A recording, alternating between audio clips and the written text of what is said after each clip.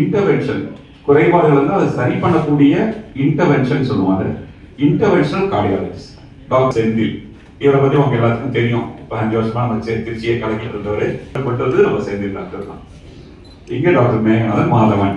நாங்க Meganathan is child's பண்ணி செஞ்சிருக்கிறோம். அதை பத்தின டாக்டர் விவரங்கள் தான் சொல்லுவாங்க. இன் ஷார்ட், ஒரு இருதய குழாய் அடைப்பு இல்லாம ஓப்பன் இருந்ததுனால அதை ஒரு டிவைஸ் மாதிரி வச்சு க்ளோஸ் பண்ணி அதை காப்பாத்தி அனுப்பிச்சிருக்கிறோம். 1.5 கிலோ மட்டும் இருந்த குழந்தைக்கு. இன்னொன்னு, பிறந்து 2 நாளே ஆன குழந்தைக்கு வாழ்வு சுருங்கி இருந்து அதனால சுவாச பிரச்சனை உயிருக்கு ஆபத்தான நிலை இருந்தது.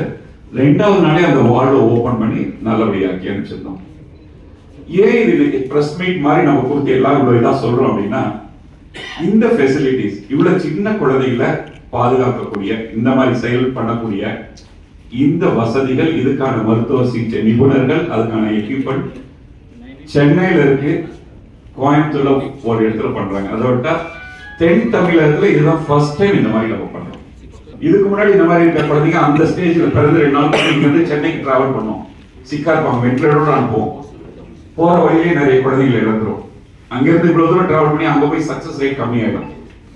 சோ இப்ப அந்த மாதிரி பிரச்சனைகள் இல்லாம அது எல்லாம் நம்ம திருச்சியில நம்ம காவேரி ஹாஸ்பிட்டல்ல மாகாவேரி ஹாஸ்பிட்டல் சேர்ந்து அதை நம்மளால சாதிக்க முடியும். அந்த மகிழ்ச்சியான பகிர்ந்துக்கிறதுக்கு தான் இப்ப இன்னைக்கு நம்ம எல்லாரும் கூடியிருக்கிறோம். ஷார்ட்டா முடிச்சோம்னா எல்லாமே ஷார்ட்டா உங்களுக்கு எல்லாம் பிரீஃபா எல்லாமே சொல்லியிருக்கோம். ஃபர்ஸ்ட் வந்து டாக்டர் வினோத் குமார். இவர் வந்து சண்டிகர்ல இதுக்கான ஸ்பெஷலா முடிச்சாரு. டிஎம், அதாவது எம்பிபிடிஎஸ் முடிச்சு டிஎம் முடிச்சாரு. அங்க டிஎம் ஓட ஃபர்ஸ்ட் ஸ்டூடெண்டா இவர் தான் அங்க இருந்தாரு. ஸோ வெரி குட் எக்ஸ்பீரியன்ஸோட இப்ப நம்மகிட்ட வந்து இங்க ஜாயின் பண்ணிருக்காரு. சார் தான் அந்த 2 ப்ரொசீஜரும் பண்றது. அவர் உங்ககிட்ட பேசுவார். அதுக்கப்புறம் அது ஏன் அவ்வளவு இம்பார்ட்டன்ட் அப்படிங்கறத டாக்டர் செந்தில் உங்ககிட்ட சொல்லுவாங்க.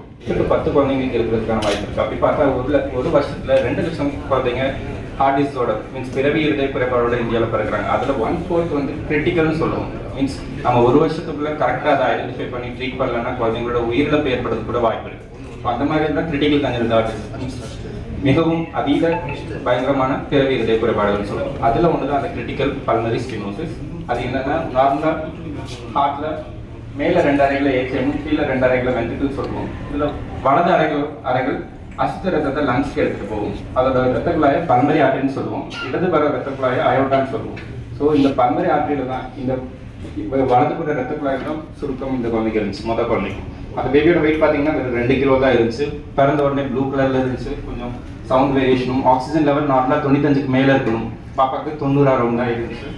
ஸோ அதை நம்ம உடனே எக்கோ பண்ணி கண்டுபிடிச்சோம். இது பார்த்தீங்கன்னா மேலே திக்காக இருக்குது. இதுதான் அந்த டோர், வலது பக்கம் ரத்த குழாயோட டோர். இது ஆன்ஜியோ. இதுலேயும் நம்ம பார்க்குறோம் அது திக்கான டோரும் லங்ஸ் கம்மியாக பிளட் போகிறதையும் பார்க்குறோம். அது நம்ம ஏன்னா ரத்த குழாய்கள்லாம் பார்த்தீங்கன்னா குழந்தைங்களுக்கு 2-3 மில்லிமீட்டர் தான் இருக்கும். இந்த ஹார்ட்ல உள்ள ரத்த குழாயோட அளவு 5 மில்லிமீட்டர் இருக்கும். ஆனால் தொடையில் உள்ள ரத்த குழாய்கள் வழியாக டியூப் வழியாக நம்ம போயிட்டு அதை கரெக்டாக அதுக்கு அப்ராப்ரியேட்டாக பலூன் வச்சுட்டு நம்ம டைலேட் பண்ணனால இது பார்த்தீங்கன்னா ரத்தம் சீராக இங்கே கீழே உள்ள ரூமில் இருக்குது. லங்ஸ்க்கு கரெக்டாக போகிறனால குழந்தையோட ஆக்சிஜன் லெவலும் இம்ப்ரூவ் ஆனிச்சு. உடனே பேபியும் நம்மளுக்கு 1 வாரத்துக்குள்ளே டிஸ்சார்ஜ் பண்ண முடிஞ்சு. பேபியோட ஆக்சிஜன் லெவலும் 95 அபவ் மெயின்டைன் ஆகுது. இதுதான் அந்த பலூன் ப்ரொசீஜர். தொடையில் உள்ள ரத்த குழாய் வழியாக இந்த டியூப் போகுது. அதுக்கு மேலே பலூன் எடுத்துகிட்டு போய் அந்த வேலை டைலேட் பண்ணியிருக்கோம். அதோட பிக்சர் தான் இங்கே இருக்குது. ஸோ இது ஒரு ஷார்ட் வீடியோ இப்போ வரும். இது நம்ம ஃபர்ஸ்ட் பண்ணது இங்கே மாக்காவிலோட ஃபர்ஸ்ட் கேஸ்.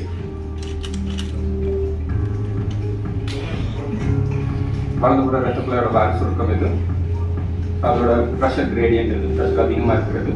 இங்கே பிளட் இடதுபுற ரூமுக்கு போகிறனால பேபி ப்ளூவாக இருக்கிறாங்க. ஏன்னா முன்னாடி லங்ஸ்க்கு போக முடியாதனால மேலே உள்ள ரூம் வழியாக இடதுபுறத்துக்கு பிளட் போகிறனால ப்ளூ கலரில் இருக்காங்க. இது ஆன்ஜியோ சொல்லுவோம். தொடையில் உள்ள ரத்த குழாயோடைய டியூபும் வயரும் நம்ம பாஸ் பண்ணி அந்த வால் ரொம்ப சுருக்கமாக இருக்கும். அதை பாஸ் பண்ணுறதும் ரொம்ப கடினமான இருந்தால் அதுலேயும் நம்ம we could able to do. இது அந்த பலூன் பண்ண ப்ரொசீஜர். அதுக்கப்புறம் ரத்த ஓட்டம் சீராக வந்தது. அடுத்த 2வது குழந்தை நம்ம பார்க்கணும்னா அந்த பேபி வெறும் 1.5 கிலோ தான். முதல் குழந்தை 2 கிலோ. இந்த பேபி 1.5 கிலோ பேபி. நார்மலா பிடிஎன் என்ன சொல்றோம்னா, பிடிஎன் நம்ம அடிச்சோம். அந்த பிடிஎன் என்ன சொல்றோம்னா, அம்மாவோட வயசுல இருக்கும்போது ரத்தம் வந்து நம்ம தொப்புள் கொடி வழியா தான் போகும். அதுதான் ஆக்சிஜன் கிடைக்கும். இந்த வலது புற லங்ஸ் ரொம்ப விரிஞ்சிருக்காது. ஸோ அதுக்கு போற ரத்த குழாய்களுக்கு அவ்வளவு தேவையில்லை, ரத்தம் தேவையில்லை. அதனால இந்த பல்மரி ஆற்றில இருந்து நம்ம சொன்ன அயோட்டா இடது பக்க ரத்த குழாய்க்கு அந்த PDA வழியா பிளட் போயிடும். ஆனா அந்த குழாய் வந்து பிறந்ததுக்கு அப்புறம் அது தானா அடையும். இதுதான் PDA. இந்த ரத்த குழாய் நம்ம சொன்னாலும் அம்மாவோட வயிற்றுல இருக்கும்போது இங்க இருந்து கீழே போயிடுது பல்மரி ஆற்றி வலது பக்கம். பிறந்ததுக்கு அப்புறம் இது சுருங்கிருது இந்த மாதிரி. ஆனா சுருங்காம அப்படியே இருந்தா அதுதான் நம்ம பேட்டன் டக்டஸ் ஆர்டரியோசிஸ், அது PDAன்னு சொல்லுவோம். மறையாம அப்படியே இருக்கிறது தான் PDA. இந்த மாதிரி இருக்கும்போது வெயிட் குறைவான இல்லை மாசம் பூர்த்தியாக பிறக்கிற குழந்தைங்களுக்கு என்னன்னா லங்ஸ் ஒன்ஸ் வெளிவானதும் லங்ஸ்க்கு அதிக பிளட் போக ஆரம்பிச்சிடும். ஸோ அப்படின்னா லங்ல கண்டிஷன் ஏற்பட்டு குழந்தைங்க மூச்சுக்கண்ணில் இருந்துட்டு கண்டினியூஸாக வென்டிலேட்டர் சப்போர்ட் இல்லைன்னா சுவாசத்துக்கான சப்போர்ட் ஃபெயிலியர் மீன்ஸ் ஹார்ட் ஃபெயிலியருக்கான மருந்துகள் கொடுக்க வேண்டியது வரும். ஸோ அதை நம்ம அதை அடையிறதுக்கான மருந்துகள் அடைக்கிறதுக்கான மருந்துகள் கொடுத்தும் ரெஸ்பாண்ட் ஆகிறதுனால 11 நாள்ல 1.5 கிலோ பேபிக்கு நம்ம தொடை வழியா போடணும். இந்த தொடையில உள்ள ரத்த குழாயில டியூப் விட்டு அந்த டியூபை எக்ஸ்ட்ரா கனெக்ஷனை நம்ம ஈஸியாக அடைச்சோம். ஏன்னா அந்த ஹோலோட சைஸ் பார்த்தீங்கன்னா அந்த டியூபோட கனெக்ஷன் பார்த்தீங்கன்னா வெறும் 2.8 மில்லிமீட்டர் தான், 3 மில்லிமீட்டருக்கும் கம்மியாக இருக்கும். ஸோ அது நம்ம யூஸ் பண்ண டிவைஸும் பார்த்தீங்கன்னா 4 மில்லிமீட்டர் அகலமும் 2 மில்லிமீட்டர் வித்தும் மீன்ஸ் லென்த்தும் உள்ளது. அது தொடையில உள்ள சின்ன நரம்பு வழியா போகிற பிக்கலோ டிவைஸ்ன்னு சொல்லுவோம். ஸோ 1.5 கிலோ பேபி ஃபெயிலியர் சயின்ஸ்ல இருந்தாங்க. இதுதான் அந்த PDA. இந்த ரெட் கலர்ல இருக்கிறது தான் ரெட் கலர் தான் PDA. இது பார்த்தா நமக்கு தெரியுது லங்ஸ் PAங்கிறது பல்மரி ஆர்டரி, லங்ஸ்க்கு எடுத்து போகிற ரத்தக்குழாய். இங்கே அதிகமாக பிளட் வரனால கண்டிஷன் வந்துச்சு. நமக்கு பேபியோட மூச்சு தண்டோட அதிகமாக இருந்துச்சு. மருந்து கொடுத்துட்டும் அந்த ரத்தக்குழாய் அடையலை.